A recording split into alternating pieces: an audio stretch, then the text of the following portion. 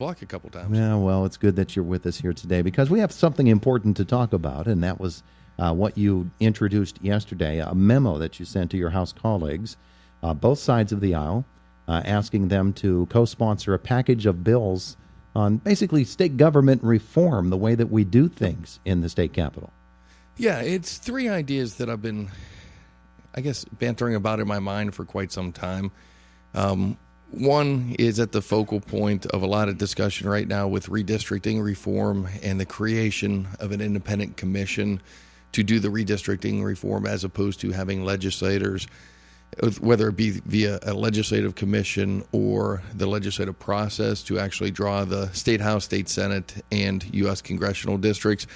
I think this proposal is modeled very similar to the proposal that's been out there with the Fair Districts program. There's some changes with some of the nuances to it, but fundamentally the concept is very, very similar, where an independent commission would actually draw up the districts. Number two would be to allow independents, non-affiliated voters to vote in our primaries in Pennsylvania. Right now, only major party members can vote in our primaries. And a lot of local races, in particular, school board races, local judicial races, township supervisor, borough council, those races are oftentimes decided in the primaries. There may be no candidates going to the fall, or they're the same candidates that win the Republican or Democratic nominations together. It seems like now that we have 750,000 independent voters in this state, to deprive them of the opportunity to vote in the primary election and to make those decisions, seems like a change that the time has come. And hopefully it will also allow for a broader discussion in the primaries where, candidates won't just be, the most extreme candidates to make it through the primary system. You look at it from a macro perspective, I think it would be very difficult for a guy like Ronald Reagan to make it through the Republican primary system for the presidency in today's world. And on the flip side, I don't think John F. Kennedy could make it through the Democratic system. And I'm not sure that's a great thing for America, a great thing for Pennsylvania, a great thing for our communities as a whole. And finally is looking at term limits for committee chairmen. Right now, a committee chairman can remain the chair of the same committee for 20, 30 years. And I think allowing fresh ideas and new perspectives to come into those committees can be a good thing.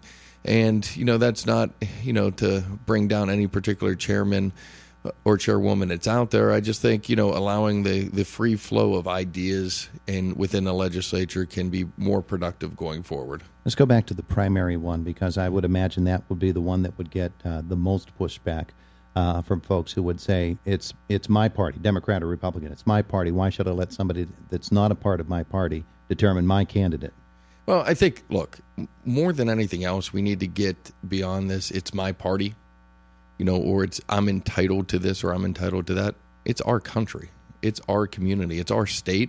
We should be more focused on what's best for everyone as opposed to what's just best for one political party. And truthfully, I actually think this will help each of the two major political parties out there nominate candidates that are more in tune with the general electorate in the fall, not just in tune to the 15 or 20% who, have been delegated to vote in the primary elections. Like I said, with 750,000 folks now registered independent, a lot of those folks, some of them are more conservative, some of them are more liberal. They deserve an opportunity to see who makes it onto the fall ballot for the entire populace to choose. And in the primary election process, especially, I believe that it's a very easy system to job around, isn't it? To say have a flood of voters from one party re-register for the Democrat, or from one party to the other, so that they could fill a roster spot, a ballot spot with somebody who isn't really the preferred choice of the people who are of that party.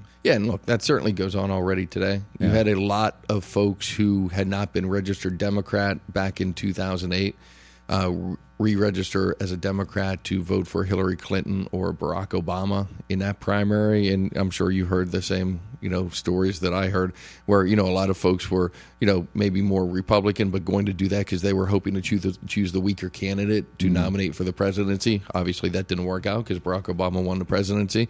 And then with Donald Trump as well, I think a lot of folks did that in the last presidential election from the opposite perspective, Democrats and independents registering Republican to try to game that system. And at the end of the day, I hear more and more folks who are registered Republican or Democrat who would prefer to be registered independents, but the only reason they choose a party is because they feel like they have to participate in the primary process, particularly for local races. Look, I think this is where a majority of the voters out there, maybe are center right, center left. They're not far right. They're not far left. They're more comfortable choosing based upon the candidate, particularly for local races, and choosing based upon their own personal beliefs on any particular issue, as opposed to just the very stringent ideology that may be out there sometimes. If you were to handicap the three proposals that you put forth yesterday and say this one has a better chance or this one is going to be having a bit more problem being taken all the way through the system and becoming law, would there be such a way to do that? Well, just by nature of the way the proposals are structured, the committee chairman proposal is the easiest proposal because it's just a House rule change. Mm-hmm. So it only has to pass the House. It doesn't have to go to the Senate or the governor. So that's certainly the easiest path to the end game. The other two, I think redistricting reform is at the forefront right now. So that may garner a little bit more attention immediately.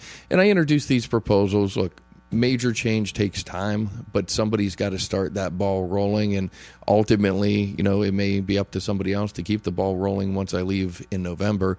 But you look at, Sam Smith a number of years ago started the ball rolling with reducing the size of the legislature, and, we're one vote away from it going to the ballot for the voters to decide, hopefully this fall. So, sometimes, change lasts more than one person's tenure in office, but, one person can start it, and hopefully somebody else will conclude it. Pick up the ball and run with it a little bit.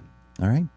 Thanks for coming in. The segment is shorter today. Yes, I know. I am sorry. It's great weather, right? And, a little construction there threw me off, so I apologize, Tom. He's State Representative Dave Reed. Thanks so much for coming in. Thanks, Tom. It's 101.1 FM, AM 1160 WCCS. We're going to talk manufacturing next, right after the news at 8 o'clock on this Thursday morning.